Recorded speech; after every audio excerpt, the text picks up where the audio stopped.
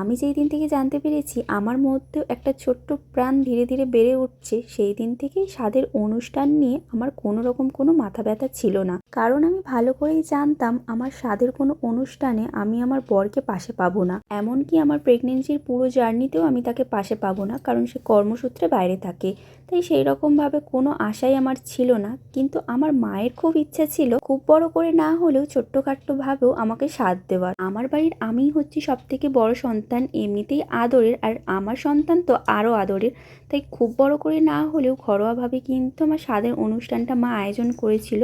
আমার মা সুন্দরভাবে স্বাদের সমস্ত কিছু আয়োজন করলেও খারাপ লাগার বিষয় হচ্ছে আমার স্বাদের একটা নিয়মও কিন্তু আমার মা পালন করতে পারেনি। কারণ 6 মাস আগে আমার ঠাকুমা গত হয়েছে, তো মায়েদের কালা ওষুধ চলছে। তার কারণে কিন্তু মা একটা নিয়মও পালন করতে পারেনি। তো আমার কাকিমাই কিন্তু স্বাদের সমস্ত কিছু নিয়ম পালন করেছিল। তো পাশ থেকে কিন্তু ঠাকুমা জেঠিমারা বলে দিচ্ছিল কাকিমাকে। তো কাকিমা কিন্তু সেইভাবেই পালন করছিল স্বাদের সমস্ত কিছু নিয়ম। এত লোকজন হই হুল্লোড় আনন্দ এত আয়োজনের মাঝেও কিন্তু নিজের প্রিয় মানুষটাকে খুবই মিস করছিলাম। এই সময়টা প্রতিটা মেয়েই চাই তার হাজবেন্ডকে কাছে পেতে, কিন্তু যাদের হাজবেন্ডরা কর্মসূত্রে বাইরে থাকে না, তাদের কিছু করার থাকে না। যাদের হাজবেন্ড কর্মসূত্রে বাইরে থাকে তারাই হয়তো আমার কষ্টটা বুঝতে পারবে। এত লোকজনের মাঝেও আমি একা।